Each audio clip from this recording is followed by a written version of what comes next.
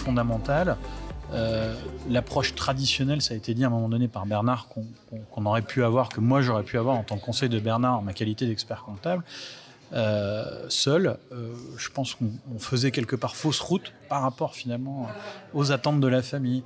Et c'est là que la dimension conseil prend tout son sens quand on a la capacité de fédérer une équipe autour d'un projet comme celui-là, qui est un projet majeur pour la vie d'une ETI, pour la vie d'une famille, où il faut savoir prendre les bonnes décisions et trouver le juste équilibre, le bon équilibre pour que tout le monde se sente bien.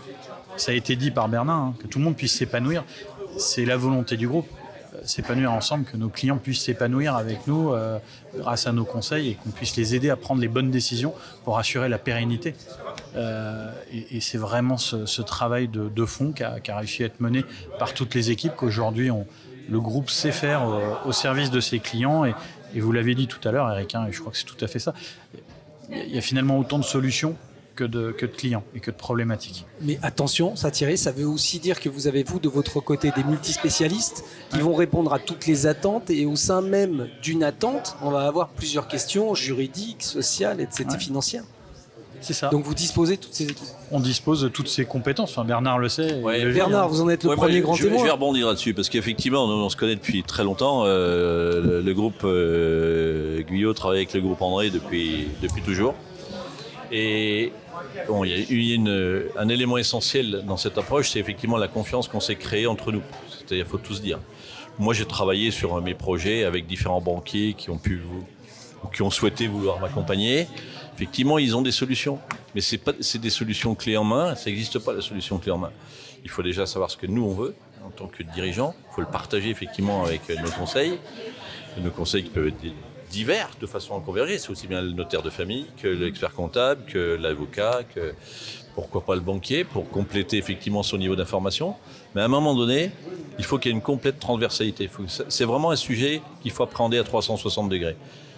Et ça, la pluralité de l'expertise diverses et variées qui doit accompagner à la fois la réflexion, l'expertise, l'audit, le développement et la mise en œuvre, la connaissance effectivement de la famille et les échanges qu'ils peuvent avoir, passe par une démarche qui est collective, qui est aussi familiale, mais avec un groupe qui permet de rester dans la discrétion, dans la confiance aussi, parce que c'est pas forcément des choses qu'on a envie d'étaler sur la place publique. Et à un moment donné, c'est tellement important sur la pérennité, sur aussi la force et le renfort de la famille, parce que quelque part, quand on a un audit qui vous revient en disant non, les enfants ils veulent rester ensemble, quelque part au niveau de quand c'est on est fort parents, comme message. Tout à fait. c'est aussi une transmission familiale d'éthique et de culture qui veut dire que il s'est passé quelque chose qui fait fort, quoi. Donc les expertises conjointes qui nous permettent de concentrer et d'appréhender la mise en œuvre du sujet sont essentielles d'avance. C'est vraiment un long chemin, une réflexion que je qualifie de plurale parce qu'effectivement il faut plusieurs spécificités, plusieurs connaissances sur les différents sujets pour aboutir et après, il faut le mettre en route, il faut le faire comprendre à ses enfants. Il y a tout ce qu'il faut greffer avec, parce qu'il y a des règles.